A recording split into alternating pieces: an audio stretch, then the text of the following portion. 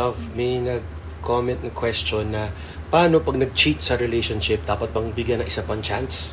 Kami personally, hindi na kami nagbibigay ng second chances kasi Once a cheater, always a cheater. oh, tsaka ibig sabihin nun, pag nag-cheat siya, hindi pa siya ready mag-commit, hindi pa siya handa na ibigay yung buong buhay niya sa'yo, tsaka yung future ninyo, na may future family kayo.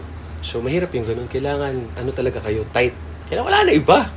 Diba? Kaya kung naa-attract ka pa sa iba, diba? Oo. Parang, Hindi pa siya wag ka time. na muna mag-in na Oo, relationship. hindi pa siya time para mag-relationship ka. Wag Pagsawaan mo na muna yun.